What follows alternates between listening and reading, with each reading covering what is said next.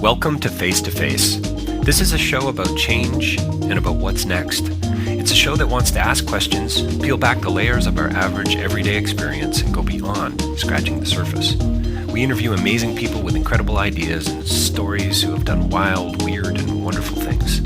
Remember that imagination shared creates collaboration, and collaboration creates community, and community inspires social change. I'm David Peck, and this is Face to Face.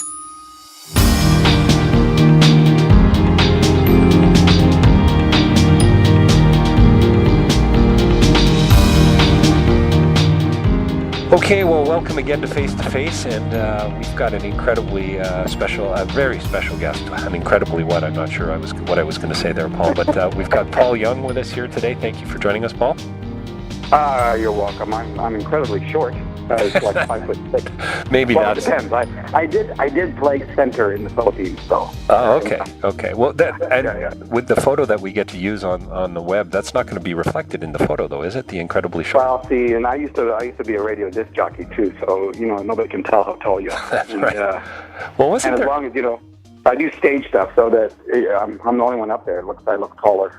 So for those of you who don't know, Paul Young is the author of The Shack, a book that sold a few copies around the world. I think, what are we at now, Paul? What are we at now? 18, 19 million copies? Somewhere like that, yeah. Some ridiculous number. That's a ridiculous number, and it is a ridiculous number. It's amazing. I want to tell a little story. Just after I mentioned his Paul's new book, Crossroads, that's been out for a couple of months now, also selling very well. Paul's been traveling around. Before the tape recorder started, we were just talking about his trip to New Zealand. Maybe we'll get into that a little bit as well. But I want to tell a little story, Paul, before, and you've heard me tell this before, I think. But I was in Singapore a few years ago doing the work that I do, and was in a meeting. And there was about 12 or 14 nonprofit leaders in a room, I don't know, maybe 10 kilometers outside of Hong Kong. We were up a mountain, and we were in a monastery. And this is where they chose to have this retreat.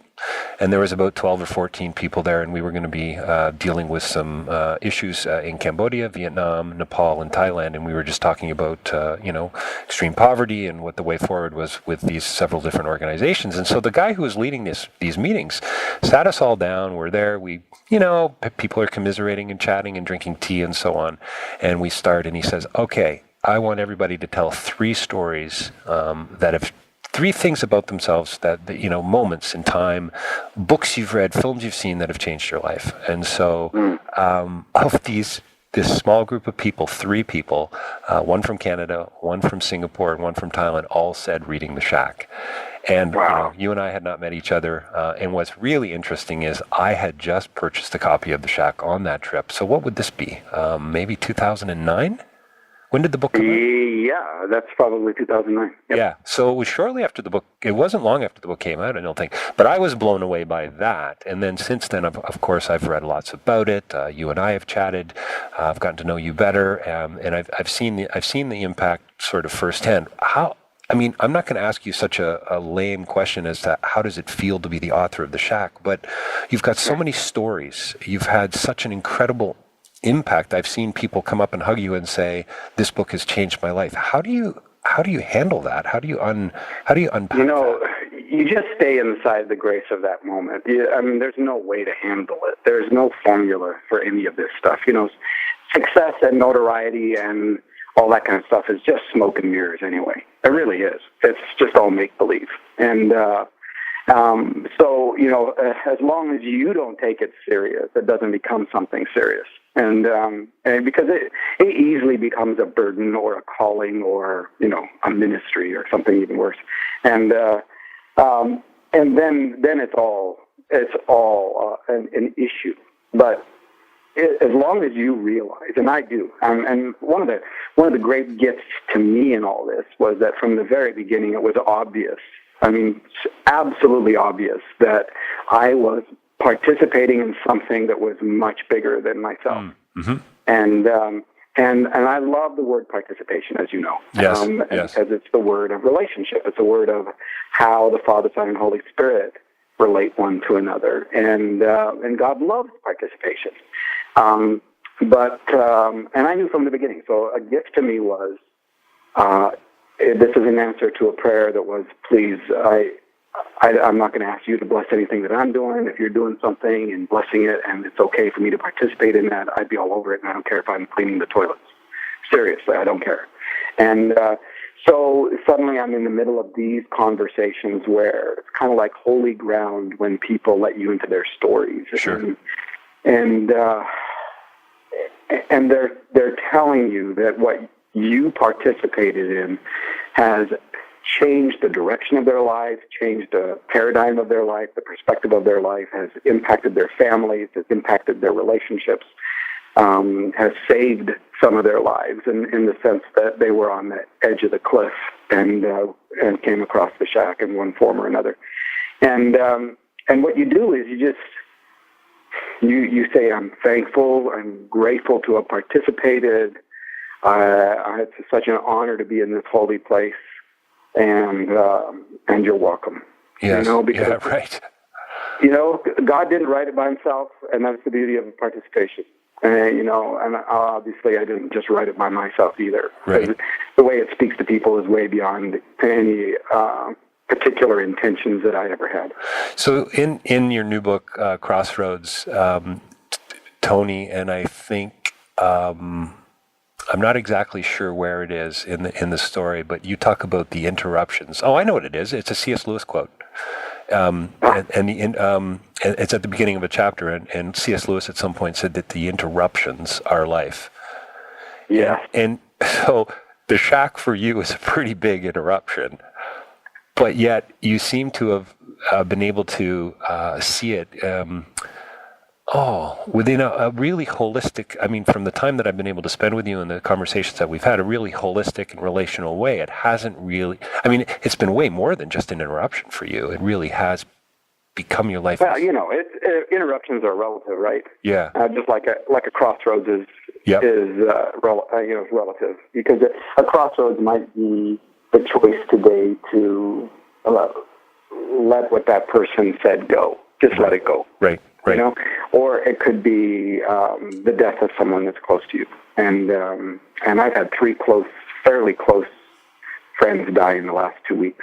Wow, and, that's significant. Yeah, I know. And people who are significant in the sense of their contribution to the family of humanity. And so all of these things are interruptions, and they're crossroads, and the metaphor holds together.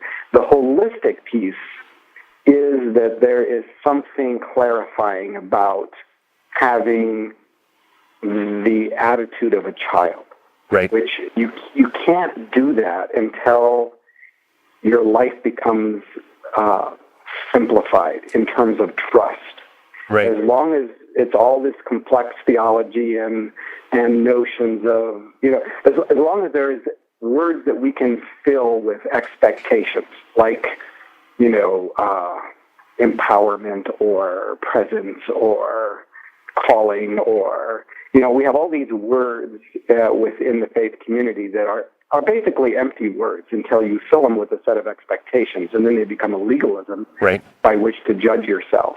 And you always end up disappointing you and God and everybody. And a child doesn't do that. A child is aware of the day, is not thinking about, I've got a 5-year plan here, right, and this is God's purpose for me. All of those kinds of things I just don't do anymore, because one, I'm a lot less smart than I used to think I was. That's right. That's right. And I used to know what God was up to, and I used to tell everybody. And I just, it's so silly to me anymore. So I've got to interrupt you for a quote here. I've written a couple quotes down just to sort of, help me out as we move along here in the interview. But somebody's talking to Tony late in the book and says, quote, "It was never whether you actually had any true safety or certainty. It only mattered that you believed you did." And I mean, that's kind of what you're talking about. It is in a way the safety and certainty. Like I was going to also ask you, could you take the word legalism and say worldview or philosophy? Because hey, how about a list of propositions or? Yep. You can pretty much put. As soon as you put an expectation in there, you have a legalism. Right. I mean, you just can't avoid it. Right. And as soon as there's something by which to judge yourself or judge others, and in which there's a pass-fail, then and when you learn to live without expectations, everything becomes a gift. So it allows you to stay inside the moment rather than go on to the next thing in your imagination that's going to add to your significance or identity or worth or value or something. Right. And and children they're good at that. Oh, they're good man, at yeah, they ever. Inside the grace of the day. And as adults, we have to get to the place where we become children again. And you can't do it unless you learn how to trust. Because children implicitly trust until their trust is violated. And then they'll start becoming adults. And so, I know that I might not be here tomorrow. And some cell could go sideways in the middle of the night. I'm not that essential to what's going on in the world. But I love participating, and I love being inside the moment with that person. The other way that I look at it, too, is the person that I am in front of in that moment, my entire life has led up to that conversation. Ah, right. Yeah. So that moment matters more than almost anything else. Well, it does. Why would I want to be somewhere else or in an imagination of something else? Because I'm in front of someone who will never cease to exist. Right. I'm in front of someone who is an expanding universe that I am just catching a glimpse of. Yeah, that's good. Yeah, that's amazing. It's a great way to live because then you get to be present and you get to see things that only children see. Well, it's an amazing way to live, Paul. But I consider myself. For years I've wanted to just sort of scratch things off a to-do list, and it's only in the last, I'd say, maybe 10 years of my life that I've really become, I think, more relationally focused, more in the moment, and my, Elizabeth, my wife, my kids have helped me with that. The work that I'm doing, the books that I've read, the friends that I have, I'm doing a little bit of yoga, but I still find it incredibly difficult to be in the moment and say, especially men. I think men are not bent that direction. Right. That's good. We have resisted it from the very beginning, and that gets into some of our conversation about Genesis and what happened there in terms of how everything went sideways. And I think when men turned away from God, they didn't turn away from God to another relationship. They turned to the ground. Right. Something that they don't have to have a relationship with. All they have to do is add a to-do list. Right.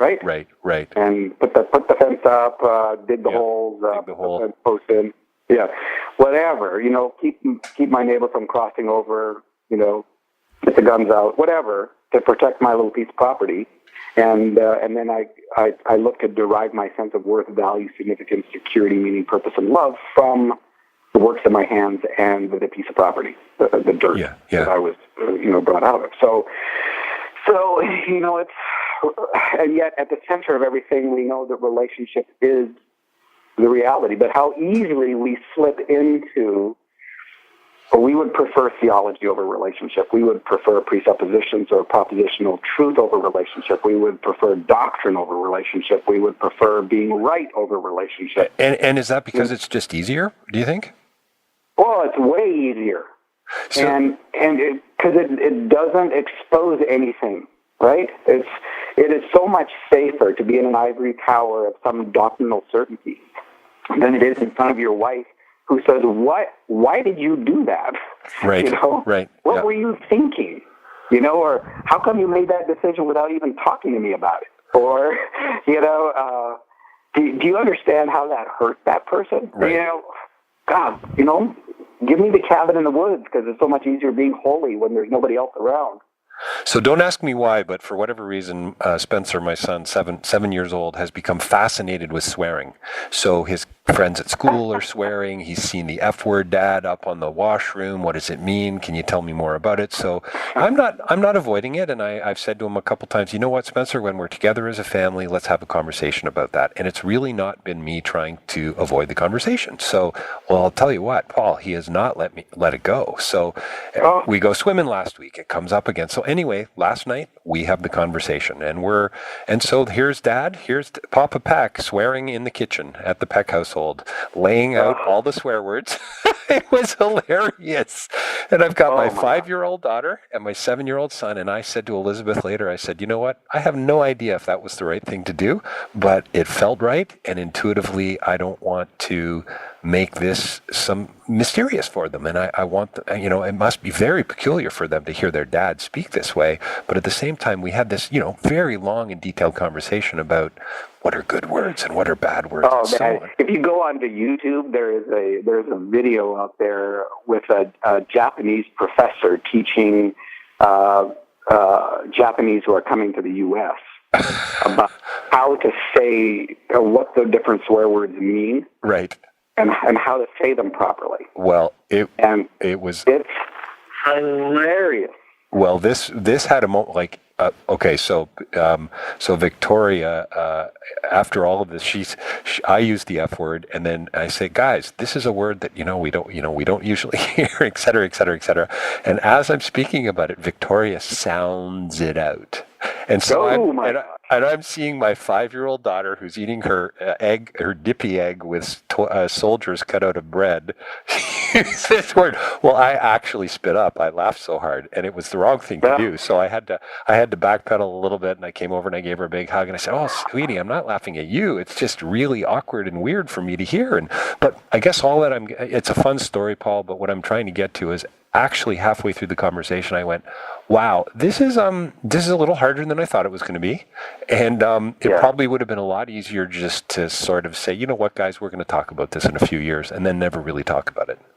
Exactly. And, but there's even something deeper than that involved in that particular conversation, and that is we are not used to looking at language in terms of relationship. There's some reasons why some of those words are destructive. Right. It's not because we're dualists and we're anti the body and we're anti-sexuality and we're anti this and that. It's because there is some language, when it's used, is destructive by virtue. Language isn't just benign. That's right. And and you can talk to any child who grew up with a parent who said, "You're an idiot," and the kind of deep-rooted prophetic power that language had, right? Yep. Oh, for sure. Yep. But in the church, we're so used to looking at the conversation as a very black and white thing. There are certain things that are allowed and certain things that are not allowed, but we don't even want a conversation about it, right? The reason that I don't like the F word myself is because I think it's destructive relationally. I think it's profane in certain words. Now, there's other words like shit, which I think is a great word. Yep. Right? And I think it's appropriate in certain situations. In fact, it's the most appropriate word. Yes. Yeah, I would agree. And so again, see, part of the conversation is we're not used to talking about language in terms of what's the difference between profanity and swearing. That's right. And we all lump it under, taking the name of the Lord in vain, as if that had to do with language at all. Right. And it had to do actually with identity. Right. I'm saying, and if I'm saying I am one of Jesus' people and I act meanly and unkindly, you don't think that's taking the name of the Lord in vain? Of course it is. Yeah, exactly. And it's got nothing to do with, not essentially to do with language. As if blasphemy just had to do with language. Yeah. Well, we tried to get into that a little bit with the kids about the whole idea of intentionality and what goes behind the words. That's far more damaging than necessarily the word, the word itself. And anyway, it was really interesting from a parental perspective, not only learning sort of as we go, but also having that I've studied philosophy all my life. I love to chat. I want to ask questions. I want to talk to my kids, but I had a moment as a parent going, wow, maybe I should have not gone here. I think it's a great... opening conversation, absolutely. Yeah. And it has to happen at some point. Exactly. Well, you hope it has to happen at some point, but I never had that conversation with my folks. No, me neither. I mean, sexuality, forget it. I mean, we just didn't talk about things like that, and I think I think that's been the experience of a lot of people, certainly people in the church, but I think just frankly, if you're a human being, you've been shut down one too many times. By others. And we're all kind of, coming out of that. So talk to me a little bit more about that trust. You talked about the attitude of a child, which I think is wonderful and beautiful. Who do children trust, or who are they trusting that they slowly unlearn? Well, they're going to trust their parents or their caregivers initially, and they represent God to them. And, they're a provider, a protector, an encourager, all those things that we understand about the character and nature of God, a parent is to a child. And if that gets violated, then all of a sudden the whole cycles of finding ways to survive and coping skills and hiding and all that kind of stuff begins to replace trust. And what religion tends to do, it tends to come in and say, well, you don't really have to trust. All you have to do is please. And right. And there you're back to your legalism of one form or another. Sure. So here are the things that you have to do to please God. Here are the things that you have to do to please the community of faith.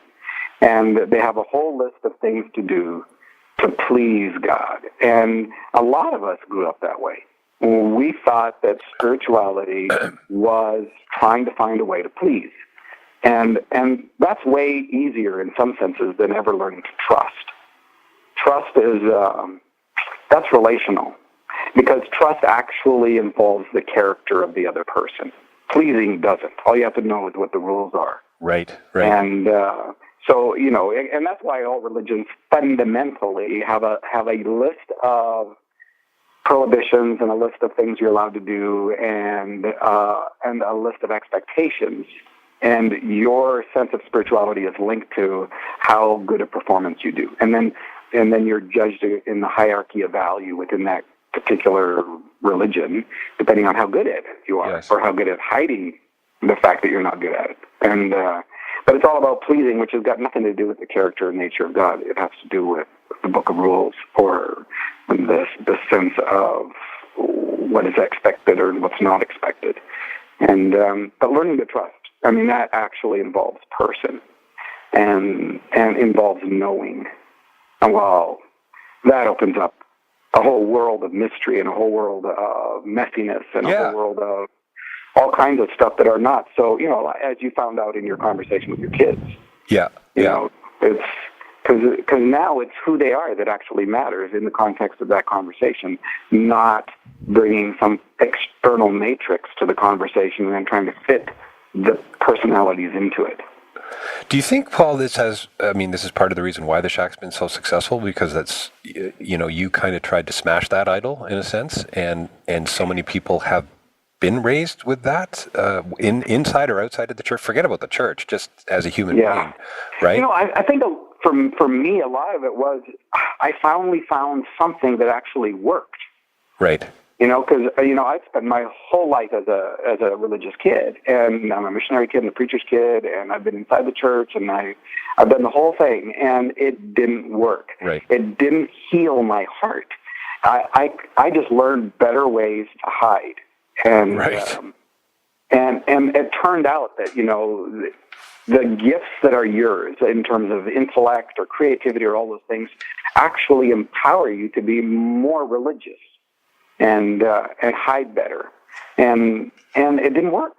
And there comes a point where you're just going, you know what? This is a crock. It doesn't work. It doesn't actually change anything. And through the messiness of life and relationship, having to deal with the corruption of the soul, the broken places, which is definitely a theme in what I write, and learning to trust. Well, you can't trust someone you don't think is good. Right. And that becomes the centerpiece in the Shack. Right. And is the goodness of God. And so, how can you build anything other than performance if there is no capability of trusting. And that, you have to deal with your history. You have to deal with where your trust went. Right. You know, how it got shattered, and how is God collecting the pieces of your receptors and to put them back together so that you can begin to trust again. And you know, people hate process language, but unfortunately, it's a process. Right.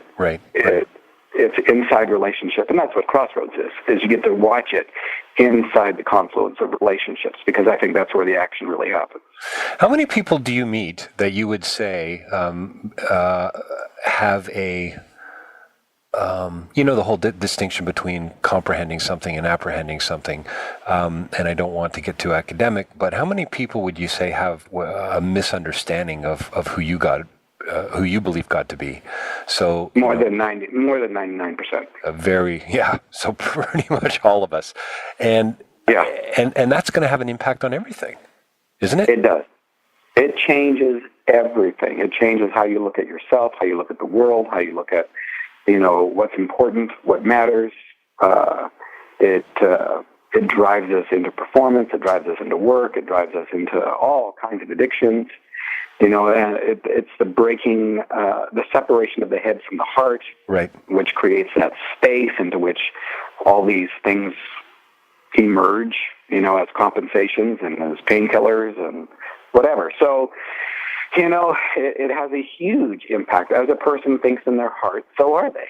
Right. Even if what they think is an absolute lie. Yes. Yeah. And, you know, perception in that sense is reality, even if it's not true. I have I have a clip that I use from the Jon Stewart show where Jon Stewart interviews Christopher Hitchens, and Christopher Hitchens is on talking about his book. Interestingly enough, God is Not Great, and this is about 3 or 4 years ago, before he got cancer and so on. And he's a great writer and a great guest and all of that. And Jon Stewart and him have this banter back and forth that I'm trying to get across to my students, something about informal communication, basically. It has nothing to do with the substance of what Hitchens or Stewart are saying, but it's the way they're interacting. You can tell they don't like each other. They're communicating all kinds of things emotionally and logically and so on.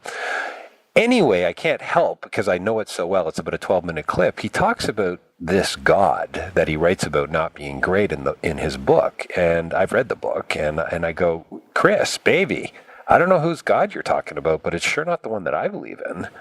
And do you know what I mean? And so I know you know what I mean.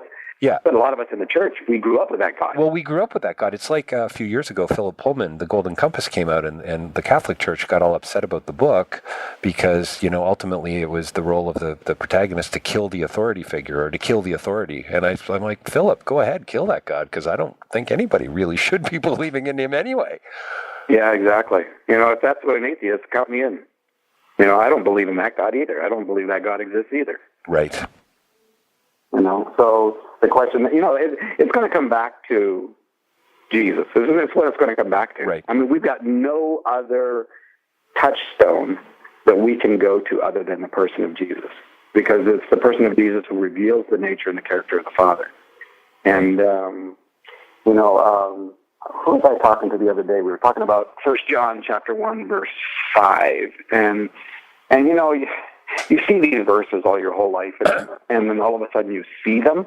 Right. And, No, I know what you mean. Well, that's like that with anything, right? Like a great film or a great book. I mean, you see it once and you read it once and you go, I don't really get it, and then you do it, you come back to it.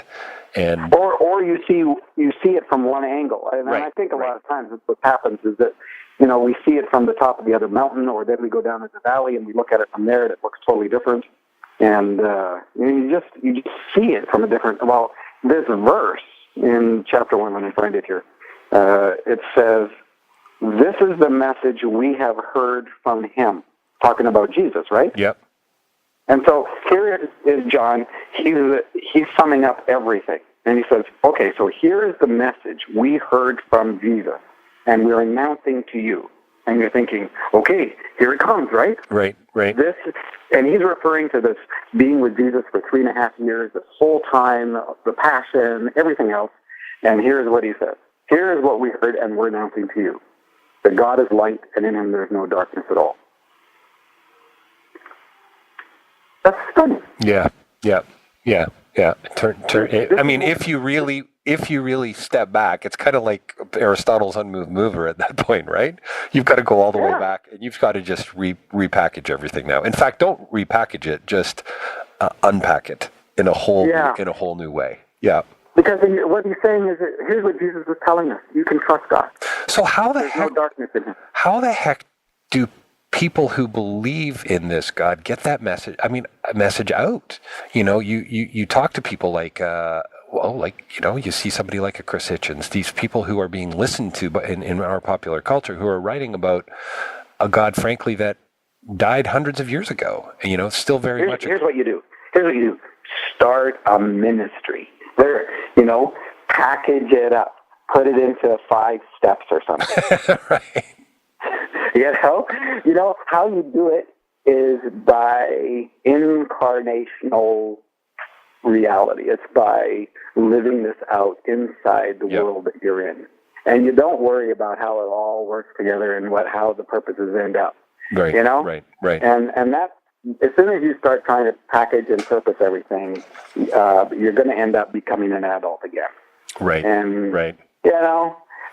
it's really a lose-lose situation. I love the stuff about the adult in Simone de Beauvoir's book, The Ethics of Ambiguity. I mean, she goes on to say that we become immoral as a result of this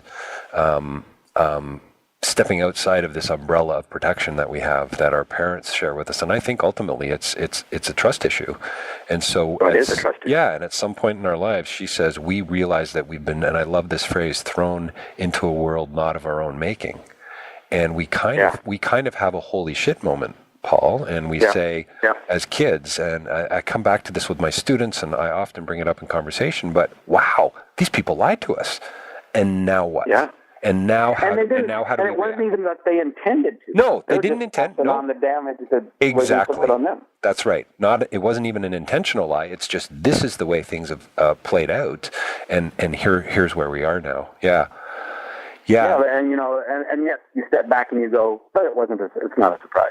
I don't look on the throne of the universe and see someone wringing their hands going, oh my gosh, what did we do here? Yeah. So I can rest inside that rest. Right. And I'm okay with that. That means I don't have to understand what's going on. I have this little conversation with God where God says to me, so Paul, are we going to go on your adventure or mine? Because I'll go with you on yours, but if I go with you on yours, I'm not doing anything. Right. I'm not forsaking you. I'm not abandoning you. I won't leave you, but I'm not doing anything. Give it your best shot. But if you go on my adventure, I would love you to participate. So my prayer anymore is, please, unless you think it's absolutely necessary, don't tell me what you're up to. Don't tell me what you're doing. Right. Because I don't need to know. And that frees me up tremendously to stay inside whatever the day holds. Well, again, another phrase that I picked up on that, or I don't even know if it's a phrase, but near the end of the book, the phrase I wrote down, at least in my notes, was listen, breathe, and wonder. And you really are a guy, it seems to me, who's living in the moment, who's figured that out to some degree, and done a very good job of it. And isn't that what it's about? About listening. Yeah. It's about really... I tell people if your yoke is not easy and your burden's not light, you're picking up stuff that doesn't belong to you. Right. Because Jesus says his is easy and his burden's light. Right. So, like I've got all this capability that he doesn't have, so that I can, bear the. It's just like when someone asked Mother Teresa, and said, of all the people in the world, you probably see the inhumanity of human beings toward each other in a way that almost nobody does. And how do you deal with that? And she said, it's simple. I do what's in front of me. Right. And it is simple. I don't have to know how it all works out and how this gets connected to that thing that accomplishes that purpose or whatever. I don't. Once in a while I get to see 1 or 2 levels of purpose. But I know that there are thousands of levels of purpose going on all the time that I don't have any connection to at all in terms of being able to see it. And I think as you become a child, you see more. Right. Just because, you're not running off into imaginations that don't exist. You're actually staying present. Can we talk about women for a second? We've got about 10 minutes left, I think, in the interview. But you've got a great quote in Crossroads from Abraham Lincoln, and I'm not 100%. I'd love for you to unpack it for me. A woman, quote, is the only thing that I am afraid of that will not hurt me, close quote. And it starts chapter 9 of the book. You and I, the last time we were together and chatted, we talked a little bit about Stephen Lewis, my work, in the global South.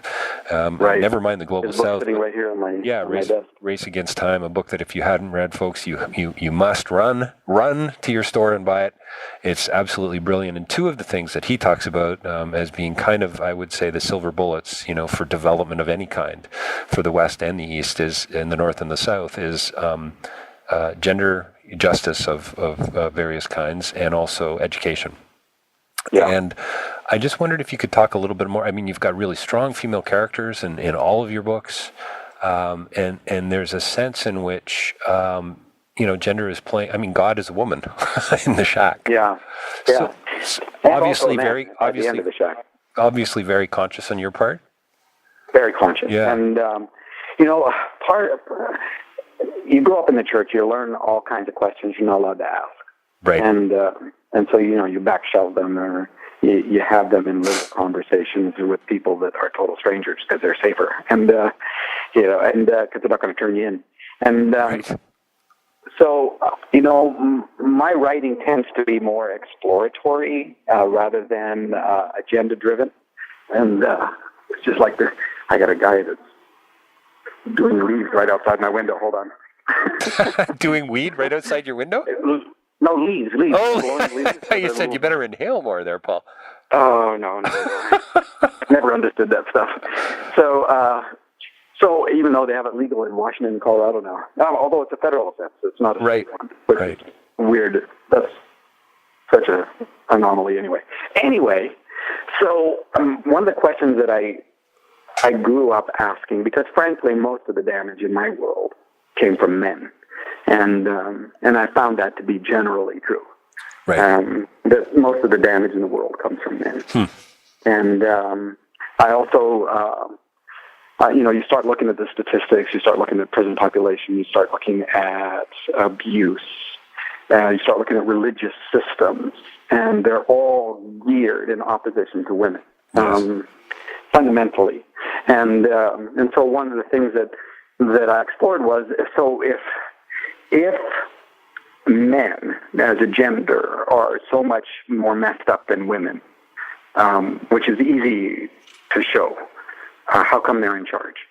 Was this a God idea to put them in charge? Is it, and that's a very Christian question, right. As well as a human question. And so, part of my journey is to try to figure out, okay, so there has to be a hierarchy within the Trinity in order for there to be the validity of a hierarchy within human relationships. And then as you begin to explore that, you find out there isn't.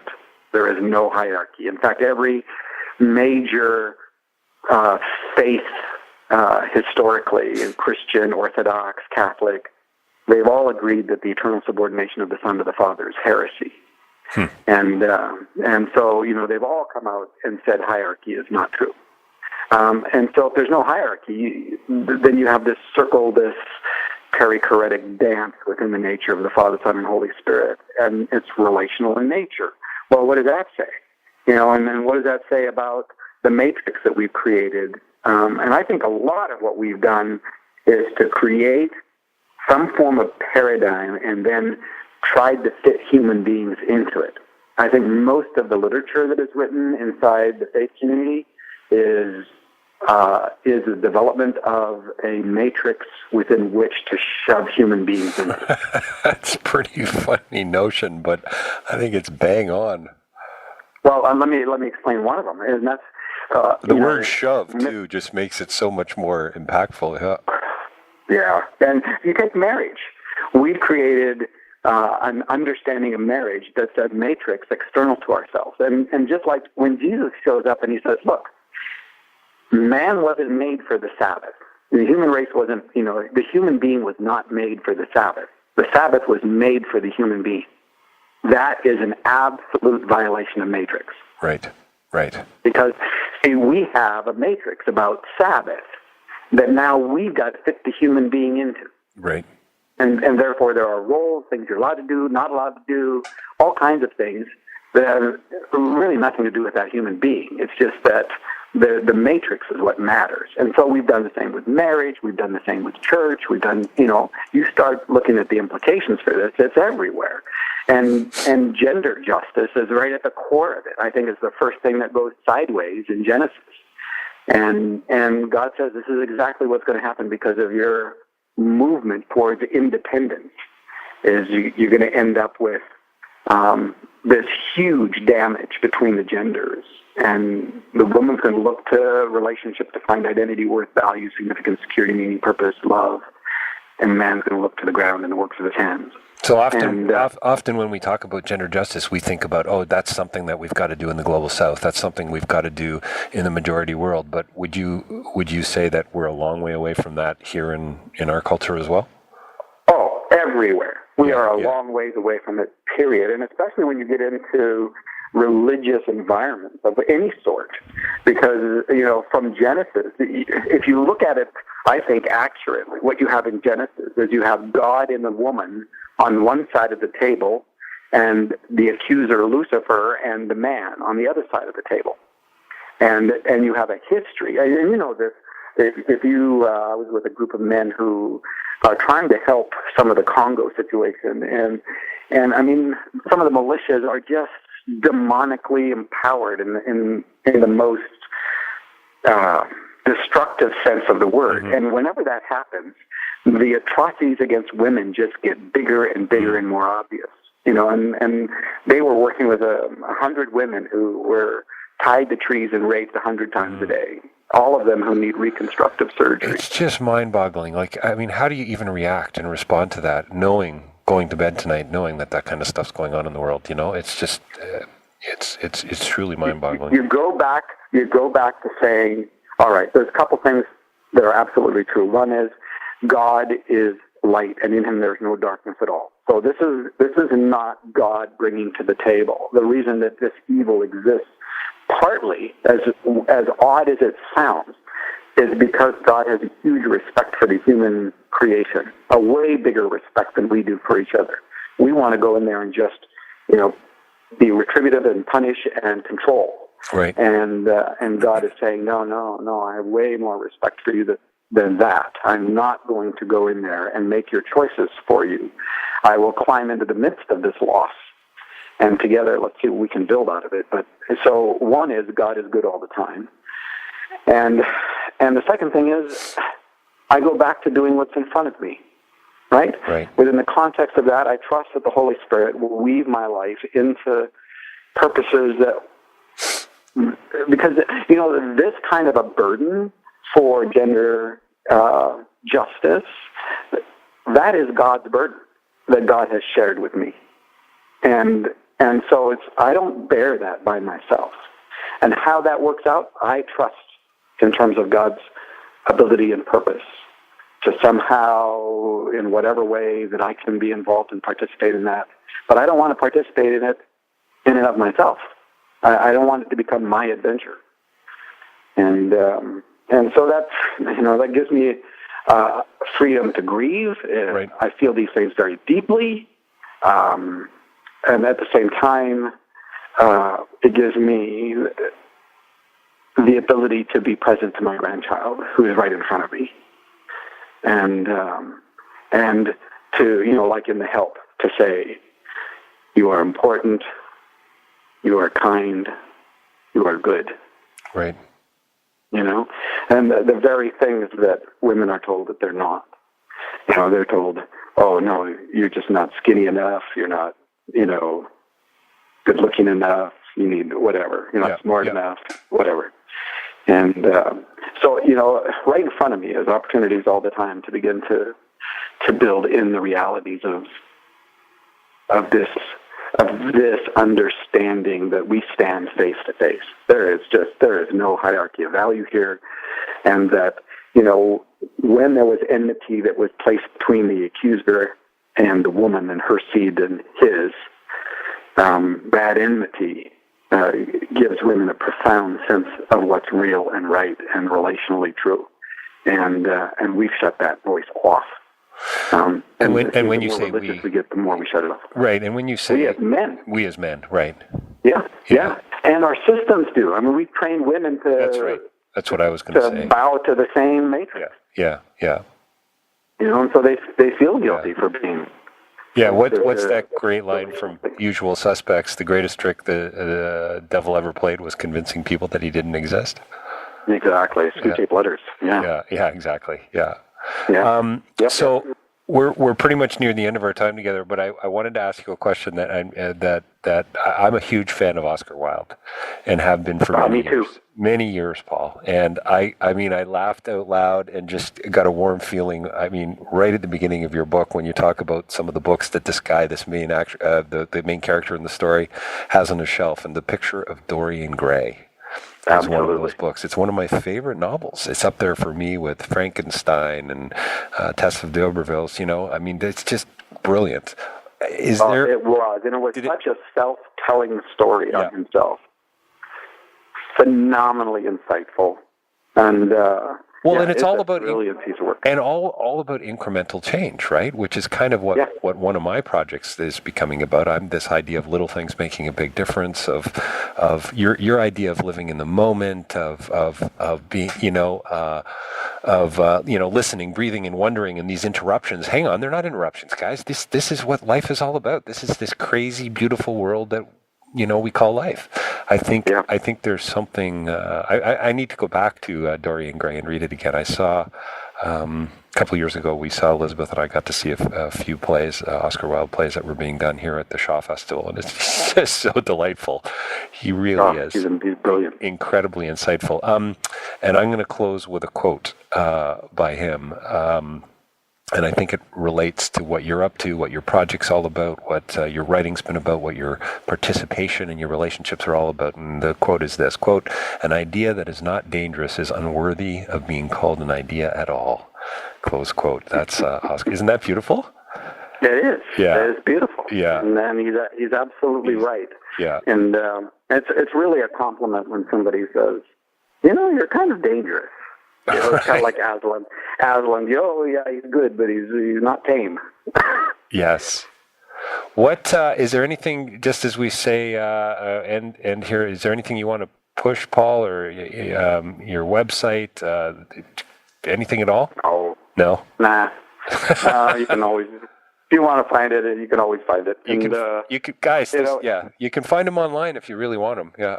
Yeah, exactly. Well, whatever. Yeah. And, it's an interesting, one of the beautiful things about the Shack and about Crossroads is that people, they didn't just read it, they became part of it. Right. And so, they have a language, they have a way of talking about things that is at a different level than it was before. And, and I love that. So to me, it's just like, welcome to the clan of the stumblers. The believe love rules, right? Love wins, and that's us. Yeah. So love wins. That's a great way to end the interview. Thank you. Love won and continues to win. And continues to win. Thanks. Yeah. No, that's an important distinction. Yeah, for sure. Thanks, Paul. I really appreciate it. And very welcome. Honor to be with you. Thanks, man.